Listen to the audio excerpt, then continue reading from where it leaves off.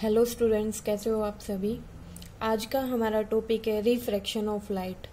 Refraction of light क्या होता है, डेफिनेशन यहाँ पर लिखी हुई है। Refraction of light refers to the change in direction of ray of light when it travels from one medium to another medium. जब लाइट की डायरेक्शन चेंज होती है, कब? जब लाइट एक मीडियम से दूसरे मीडियम में ट्रेवल करती है। मैंने आपको पहले रिफ्लेक्शन ऑफ लाइट पढ़ाया था। उसमें क्या होता है कि लाइट अगर एक ही मीडियम में डाइवर्ट हो जाए, अपना पाथ चेंज कर ले, लेकिन रिफ्रैक्शन ऑफ लाइट में क्या होता है, जब लाइट एक मीडियम से दूसरे मीडियम में ट्रेवल करती है तो लाइट की जो डायरेक्शन होती है वो चेंज हो जाती है। मतलब पाथ चेंज भी लिख सकते हैं, change in path of ray of light. ठीक है, तो मान लीजिए अब हम दो मीडियम की बात कर रहे हैं। इसका मतलब कैसे हम दो मीडियम को अलग अलग बता सकते हैं। तो एक होता है रेयर मीडियम, एक होता है डेंसर मीडियम।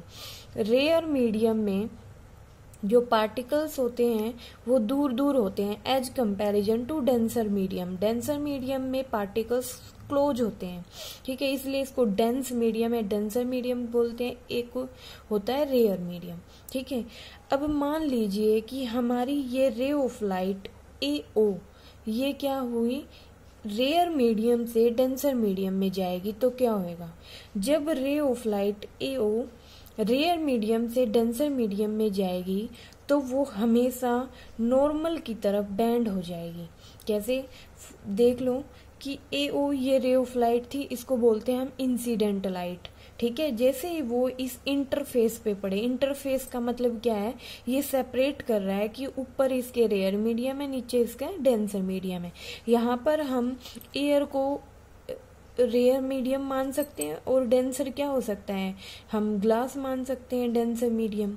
ठीक है, तो ग्लास के जो पार्टिकल्स होते हैं वो वेरी क्लोज होते हैं एज कंपैरिजन टू एयर।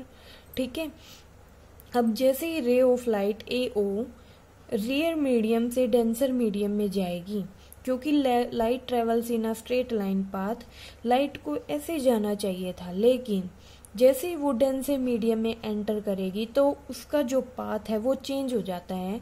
वो कहाँ पर जाएगी, नॉर्मल की तरफ बैंड हो जाएगी। ये नॉर्मल है, 90 डिग्री पे हमने बनाया हुआ है MN, ये नॉर्मल रे है। ठीक है, तो जो लाइट है वो बैंड हो जाती है towards the normal.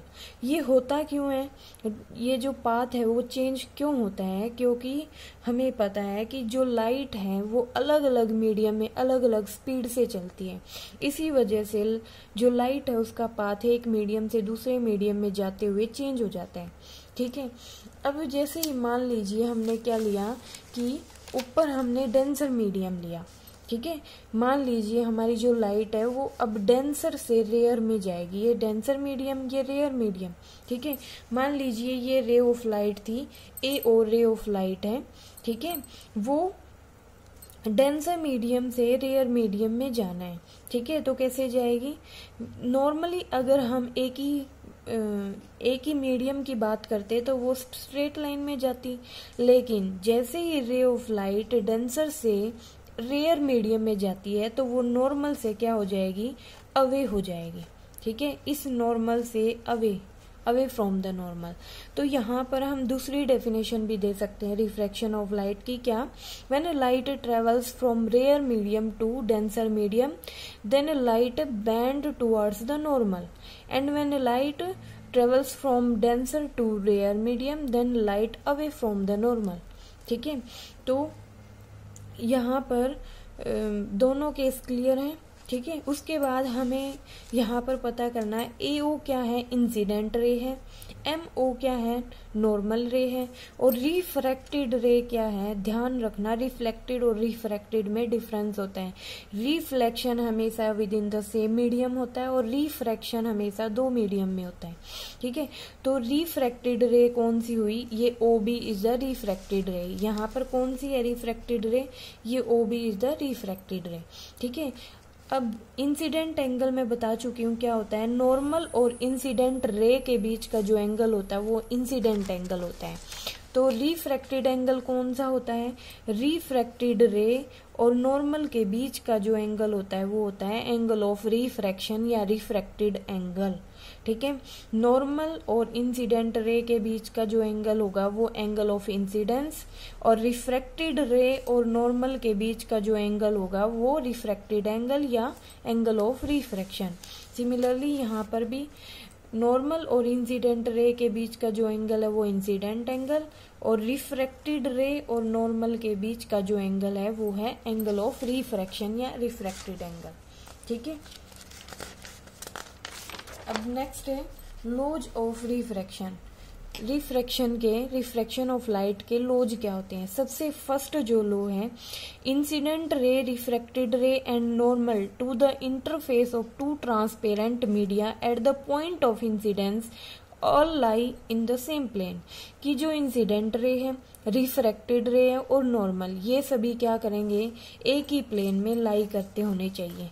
All lie in the same plane, एक ही प्लेन में लाई करते हैं ना, दो सरफेस है, एक ही प्लेन, 2D की बात करते हैं हम यहाँ पर, ठीक है। सेकेंड जो लॉ होता है जो हमेशा पेपर में आता है, the ratio of sine of angle of incidence to the sine of angle of refraction is a constant for a given color and for the given pair of media. This law is also called as Snell's law. ये क्या कह रहे हैं कि मान लीजिए हमारे पास ये इंटरफेस है, ये एक रे ऑफ लाइट इंसिडेंट कर रही है, ठीक है। यहाँ पर मैं क्या बना देती हूँ, ये नॉर्मल बना देती हूँ, ठीक है। मान लीजिए ये रेयर है, ये डेंसर मीडियम है, तो रेयर से डेंसर जब जाती है तो क्या होएगी, बैंड हो जाएगी टुवर्ड्स द नॉर्मल। ये एंगल ऑफ रिफ्रैक्शन, ये इंसिडेंट एंगल, ठीक है। तो ये क्या कह रहे हैं, the ratio of sine of angle of incidence, मतलब साइन आई, ठीक है, to the sine of angle of refraction, to the sine of angle of refraction is a constant. मतलब ये क्या है, constant C, constant for a given colour, एक colour के लिए, and for the given pair of media. Pair of media ना, ये rare है, ये डेंसर है, pair of media is constant. This law is also called Snell's law. यही Snell's law होता है कि sine of I upon sine of R is equal to a constant, ठीक है। और इस कांस्टेंट को नाम दिया जाता है रिफ्रैक्टिव इंडेक्स। इस कांस्टेंट को नाम दिया जाता है रिफ्रैक्टिव इंडेक्स, ठीक है। अब मान लीजिए ये रेयर मीडियम है, ये डेंसर मीडियम है। ये जो कांस्टेंट होगा ना, ये जो रिफ्रैक्टिव इंडेक्स होगा, ये किस मीडिया के लिए होगा, ये मीडियम 2 के लिए होगा, मतलब डेंसर मीडियम का रिफ्रैक्टिव इंडेक्स, ठीक है। This is also called refractive index of medium 2 with respect to the medium 1। मतलब refractive index of this denser medium with respect to rare medium, ठीक है। Where I and R the angle of incidence and refraction, ये मैं बता चुकी हूँ, ठीक है। नेक्स्ट है रिफ्रैक्टिव इंडेक्स को दोबारा एक्सप्लेन करती हूँ कि रिफ्रैक्टिव इंडेक्स होता क्या है, ठीक है। मान लीजिए एक रे ऑफ लाइट आई, यहाँ पर मीडियम 1 है, यहाँ पर मीडियम 2 है। मान लीजिए ये रेयर मीडियम है, ये डेंसर मीडियम है, ठीक है। तो रे ऑफ लाइट आई, वो नॉर्मल की तरफ बैंड हो जाएगी, ठीक है, जैसे वो मीडियम 1 से, रेयर मीडियम से डेंसर मीडियम में जाएगी। मान लीजिए रेयर मीडियम का रिफ्रैक्टिव इंडेक्स N12 है और मीडियम 2 का रिफ्रैक्टिव इंडेक्स N21 है। N12 का मतलब refractive index of medium 1 with respect to 2। N21 का मतलब क्या है, refractive index of medium 2 with respect to medium 1, ठीक है। अब हमें रिफ्रैक्टिव इंडेक्स, क्योंकि अलग अलग मीडियम का रिफ्रैक्टिव इंडेक्स अलग अलग होता है, इसलिए हमें दोनों मीडियम का निकाल सकते हैं, ठीक है। तो रिफ्रैक्टिव इंडेक्स ऑफ मीडियम 2 का अगर हमें निकालना है, रिफ्रैक्टिव इंडेक्स ऑफ मीडियम 2 का अगर हमें निकालना है विद रिस्पेक्ट टू मीडियम 1, तो N21 क्या होगा, तो इसकी डेफिनेशन हो सकती है, is given by ratio of speed of light in medium 1 to the speed of light in medium 2। अगर मुझे रिफ्रैक्टिव इंडेक्स ऑफ मीडियम 2 का निकालना है तो it is equal to the ratio of speed of light in medium 1 to the speed of light in medium 2, ठीक है। ये मैंने फॉर्मूला लिखा हुआ है, कि अगर मुझे रिफ्रैक्टिव इंडेक्स ऑफ मीडियम 2 का निकालना है विद रिस्पेक्ट टू 1, तो it is equal to the ratio of speed of light in medium 1। ये ध्यान देने की जरूरत है क्योंकि बच्चे अक्सर यहीं पर गलती करते हैं कि यहाँ पर मीडियम 2 ले लेते हैं। ठीक है, तो यहाँ पर स्पेशल ध्यान देना है कि n/1 is equal to refractive index of medium 2 का जब हमें निकालना है तो speed of light in medium 1 पहले आएगा अपॉन में speed of light in medium 2। ठीक है, इसी तरह से हम सिमिलरली n12 निकाल सकते हैं refractive index of medium 1 with respect to 2। मतलब हमें रिफ्रैक्टिव इंडेक्स ऑफ मीडियम 1 का निकालना है विद रिस्पेक्ट टू 2। ठीक है, तो it is equal to the ratio of speed of light in medium 2 upon में speed of light in medium 2। ठीक है, तो ये क्या फॉर्मूला हुआ कि ऊपर हमें मीडियम 2 लेना है, नीचे मीडियम 1 लेना है। ठीक है, तो n/1 में ऊपर speed of light in medium 1 upon medium 2 और n12 में मीडियम 2 अपॉन में मीडियम 1। ठीक है, अब यहाँ पर हम कुछ स्पेशल केस पढ़ेंगे। स्पेशल केस जैसे कि मान लीजिए हमारे पास जो पहले वाला मीडियम है, जो फर्स्ट मीडियम है, मान लीजिए एयर है।